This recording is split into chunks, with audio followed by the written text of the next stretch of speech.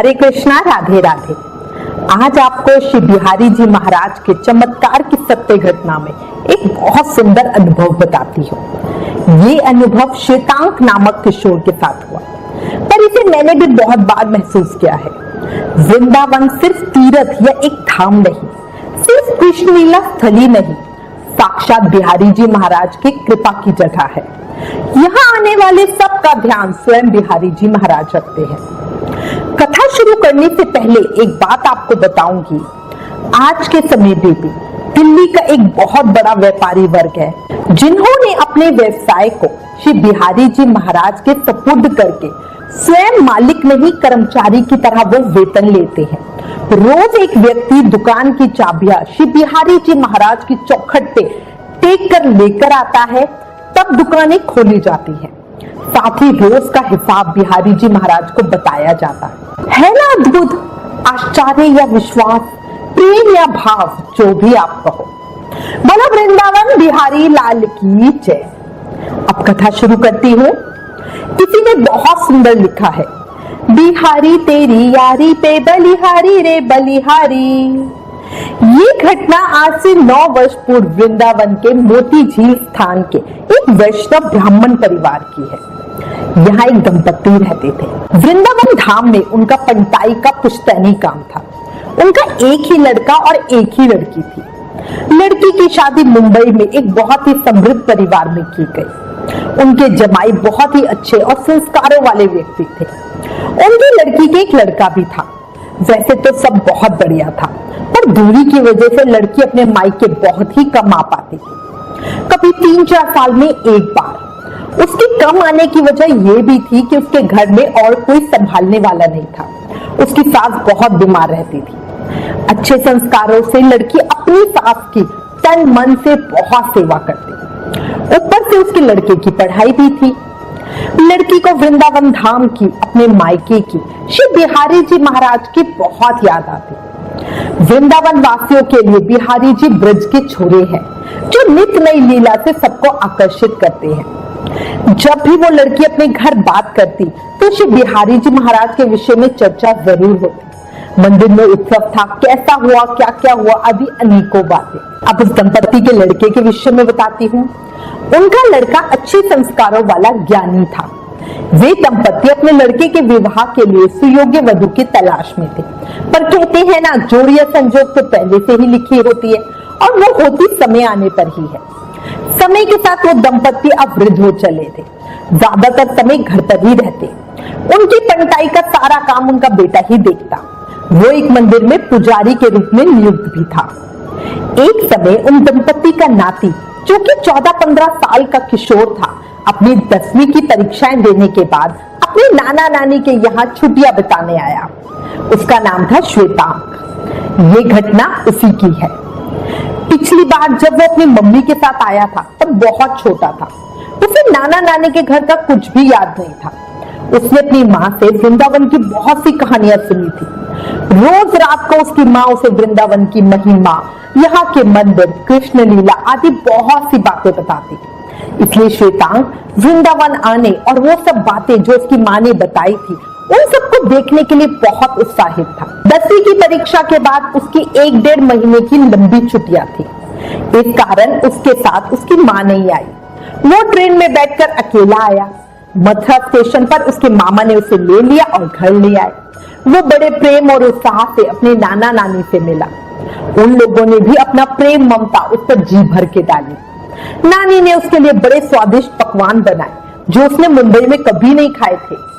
अगले दिन तड़के ही नाना जी ने उसे उठा दिया और कहा, बेटा, यहाँ तो जो करे सो बिहारी जी करे। जाए के सबसे पहले बिहारी जी महाराज के दर्शन कराओ। जो कछु है सो बिहारी जी का ही है। श्वेतांक बहुत खुश हो गया। उसने अपनी माँ से श्री बांके बिहारी जी की अनेक लीलाएं सुनी थी। वो खुशी खुशी जल्दी से तैयार हो गया और अपने मामा के साथ दर्शन करने चल पड़ा। मामा जी ने उसे बढ़िया दर्शन करवाए, प्रसाद दिलवाया और वापसी का रिक्शा करवा कर वापस घर भेज दिया, क्योंकि उन्हें अपने मंदिर जाने में देर हो रही थी। रिक्शे वाला जानकार था। उसने बड़े आराम से श्वेतांक को घर छोड़ दिया। वो घर पहुंचा, नाना नानी से ढेरों बातें की, वृंदावन की बहुत सी कहानियां भी सुनी। 1-2 दिन तो सब बहुत बढ़िया रहा। फिर श्वेतांग घर में बहुत बोर होने लगा, क्योंकि उसकी नानी अक्सर रसोई में व्यस्त रहती और नाना जी आंगन में गली के अन्य वृद्ध लोगों के साथ बैठे रहते। छुट्टियों में वह ये सोचकर आया था कि वृंदावन जाकर खूब घूमेगा, दर्शन करेगा, माँ ने बचपन की कृष्ण लीला आदि की जो बातें बताई हैं वो सब देखेगा। पर यहाँ तो कुछ और ही अलग सी ही बात थी। कोई था ही नहीं उसको ले जाने वाला, कहीं कुछ दिखाने घुमाने वाला, क्योंकि नाना नानी जी वृद्ध थे, अस्वस्थ थे और इस कारण वो तो जा नहीं पाते थे। मामा जी अपने काम में ज्यादातर व्यस्त रहते। यहाँ घर पर नाना नानी जी और मामा जी के अतिरिक्त एक छोटे से बाल गोपाल का शिव विग्रह भी विराजमान था, जिसकी नानी बड़े प्रेम से सेवा करती। उसे देखना श्वेतांग को बहुत अच्छा लगता। वो आसपास के कुछ लड़कों के साथ खेलता भी, पर शायद वो लड़के है ना श्वेतांग को ज्यादा पसंद नहीं करते। वो लड़के अक्सर कहते ये मुंबई से आया है ना इसलिए ज्यादा बन रहा है। श्वेतांग को सादगी पसंद थी, पर वो लड़के अपनी चीजों का दिखावा करते। हर समय पिक्चर, हीरो हीरोइन, मोबाइलों के नए मॉडल, इन सब विषयों पे बातें करते, जो श्वेतांग को बिल्कुल पसंद नहीं था। श्वेतांग घूमने के बाहर नहीं, घर के कुछ छोटे मोटे काम भी कर लाता। नाना नानी जी से उसे सख्त हिदायत थी कि कहीं भी दूर अकेले नहीं जाना। उसका उत्साह और वृंदावन देखने की चाह धीरे धीरे ठंडी हो गई। वो कुछ और ही सोचकर आया था, पर यहाँ कुछ और ही हो रहा है। वो वृंदावन की हर एक गली में घूमना चाहता था, उसके विषय में ज्यादा से ज्यादा जानकारी बटोरना चाहता था, पर करे तो करे क्या। उसको घुमाने वाला, बताने वाला कोई भी नहीं था। वो कभी अकेले अकेले चला जाता, पर अनजान जगह कुछ भी पता नहीं होने से इधर उधर भटककर फिर वापस घर ही लौट आता। एक दिन वो इसी तरह घर से निकला। अखंडानंद आश्रम तक ही आया था कि बंदरों के एक समूह ने उसे घेर लिया। वो देखकर बहुत डर गया, क्योंकि उसके लिए सब बिल्कुल नया था, उसे कुछ सूझ ही नहीं रहा था। तभी उसे नाना जी की कही बिहारी जी वाली बात याद आ गई, यहाँ तो जो करे सो बिहारी जी करे। अब वो कुछ मन में और कुछ जोर जोर से बिहारी जी महाराज को पुकारने लगा, आओ मेरी रक्षा करो बाके बिहारी जी, आओ मेरी रक्षा करो। अचानक उसे पीछे से एक आवाज सुनाई दी, चलो भागो सब यहाँ से। उसने पीछे मुड़कर देखा तो उससे छोटा पर एक हिष्ट पुष्ट ब्रजवासी बालक हाथ में एक लकड़ी ले हुए सामने आ गया और बोला, डर मत, मैं आ गया हूँ। और क्षण भर में ही सारे बंदरों को उसने मार भगाया। श्वेतांग ने ब्रजवासी बालक से पूछा, तुम्हें बंदरों से डर नहीं लगता? तो वो हंसकर बोला, नाए मोए डर नहीं लागे। इसके बाद उस ब्रजवासी बालक ने पूछा, तुम कौन हो? श्वेतांग ने उसे अपने बारे में सब बताया, अपने नाना नानी मामा आदि के बारे में भी बताया।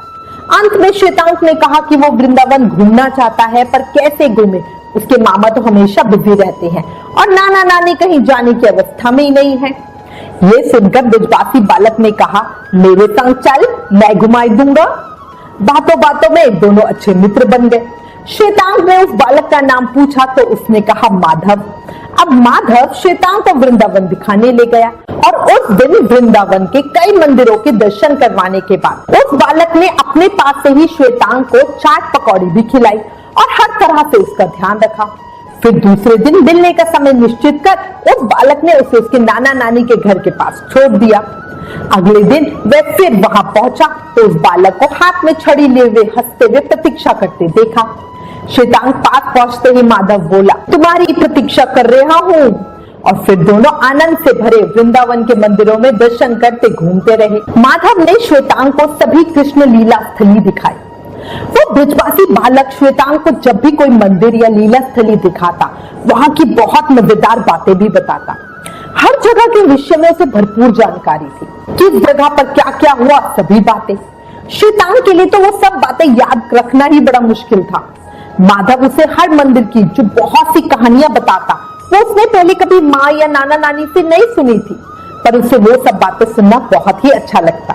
ऊपर से माधव वो बातें इतने मजे से बताता जैसे उसने वो सब घटनाएं खुद देखी हो। वो बहुत डिटेल में एक एक बात बताता, जिसे सुनकर श्वेतांग की आंखों के सामने वो दृश्य खुद ही आ जाते। श्वेतांग बहुत खुश था, उसके मन की हर बात पूरी हो रही थी। उसने बड़ी खुशी से वृंदावन का हर एक मंदिर देखा, साथ ही जो जो खाने पीने का मन हुआ खाया पिया, लेकिन हर बार पैसे वो ब्रजवासी बालक ही देता। श्वेतांग बहुत जिद करता पैसे देने के लिए, पर वो ब्रजवासी बालक उसे पैसे देने ही नहीं देता और कहता, अरे हमारे वृंदावन घूमने को आए हो तो तुम कैसे पैसा दोगे। इस तरह 4-5 दिन बीत गए और लगभग वृंदावन के सभी मंदिरों के दर्शन हो गए। एक दिन श्वेतांक ने उस ब्रजवासी बालक से पूछा, तुम पैरों में जूते या चप्पल क्यों नहीं पहनते हो? चलो आज तुम्हारे लिए चप्पल लेते हैं। ब्रजवासी बालक ने जवाब दिया, अरे भैया बिहारी जी में चप्पल पहन के अंदर ना जाए, यही से नाय पहनूं।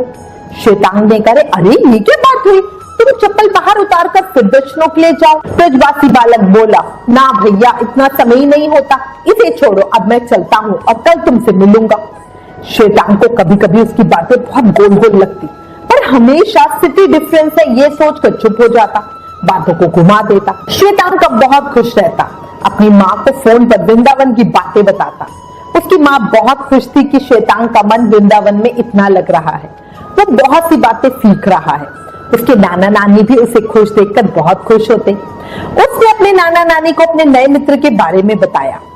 13-14 वर्ष का बालक है नानू, घुटनों से कुछ नीची धोती पहनता है और कुर्ता या बगलबंदी पहने रहता है, साथ में एक अंगोछा डाले हुए हाथ में लकड़ी लिए घूमता है, अखंडानंद आश्रम के पास ही रहता है।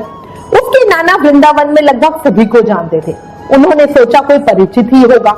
वैसे भी सभी ब्रजवासी कहीं ना कहीं आपस में जुड़े ही होते हैं। समय यूं ही मजे से कट रहा था। एक दिन घूमते हुए उन दोनों को बहुत देर हो गई। ब्रजवासी बालक ने हंसते हुए पूछा, चो अब तो खुश हो गए वृंदावन घूम के? श्वेतांग ने हंसकर कहा, हाँ सिर्फ तुम्हारी वजह से मेरे मन की हर इच्छा पूरी हुई, मैं वृंदावन देख सका। मैंने वृंदावन सिर्फ घूमा ही नहीं, दिल से इसे महसूस भी किया है।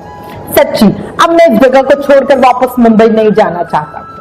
वो ब्रजवासी बालक हंसता हुआ बोला, जे वृंदावन धाम ऐसे ही है, यहाँ जो आवे तो यहीं का हो जाना चाहे, पर जाना तो पड़े ही।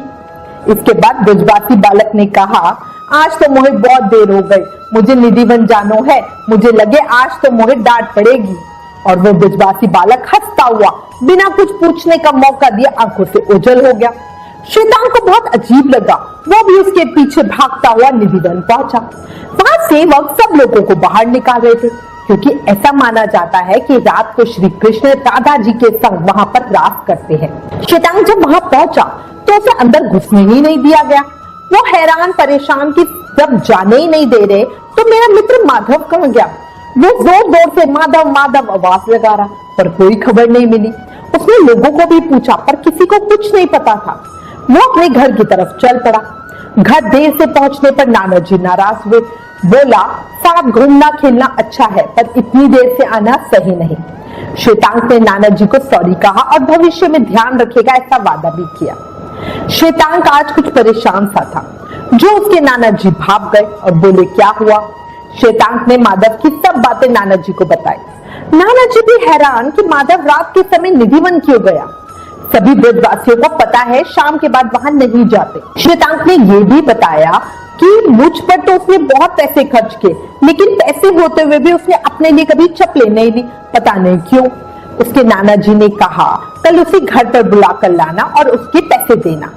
दूसरे दिन वह उस स्थान पर गया, लेकिन उसे वहां माधव कहीं नहीं मिला। उसने बहुत ढूंढा पर कहीं नहीं दिखा, जबकि माधव ने उसे बताया था कि वो यहीं तो रहता है। लेकिन अब हर जगह हर गली में ढूंढने पर भी उसे वो कहीं दिखाई नहीं दिया। श्वेतांग ने उसे ढूंढने की बहुत कोशिश की, हर घर में जा जाकर पूछा, पर माधव का कहीं पता नहीं चला। माधव ने श्वेतांग को वृंदावन घुमाते हुए जो जो कहानियां बताई थी, उनमें से बहुत सी कहानियां रहस्य वाली थी, जो सबको पता नहीं होती। जब गोस्वामी जी महाराज ने ये सभी बातें सुनी तो वो बोले, बिहारी जी खुद आए थे तुम्हें वृंदावन घुमाने, तुम्हारे मन की इच्छा पूरी करनी। ऐसे ही है बिहारी जी, किसी को निराश नहीं करते। श्वेतांग की सुनकर खूब रोया। उसके नाना नानी जी अपने नाती के भाग्य पर बहुत खुश हो रहे थे। उसने जब सारी बात अपनी माँ को बताई तो उसकी माँ भी बहुत खुश हुई, फोन पर बहुत रोई, कैसे बिहारी जी महाराज ने उसके बेटे का ध्यान रखा। अब श्वेतांग का नाता वृंदावन से दिल का जुड़ गया था। वो अपनी पूरी जिंदगी कितना भी व्यस्त रहा, पर वृंदावन जरूर आता। श्री बांके बिहारी जी महाराज उसके प्रिय मित्र जो बन गए थे। जब कभी श्वेतांग वृंदावन आता तो उसकी निगाहें हर स्थान पर अपने मित्र को ढूंढने की कोशिश करती। वो बिहारी जी को भी कहता, आ जाओ सामने सावरे मेरे माधव रूप में, मन नहीं लगता तेरे बिना मेरे सांवरे। बोलो बांके बिहारी लाल की जय, वृंदावन बिहारी लाल की जय। किसका मन कहता है कि वो ब्रजवासी बालक बिहारी जी महाराज थे? कौन कौन चाहता है कि श्वेतांग की तरह हमें भी बिहारी जी वृंदावन में अपनी सभी लीला स्थली घुमाए? कमेंट में जयकारा लगाकर जरूर बताना। अगर ये कथा पसंद आई हो, दिल को छुई हो, शरीर में कुछ कंपन हुआ हो, तो प्लीज इस वीडियो को ज्यादा से ज्यादा शेयर करें।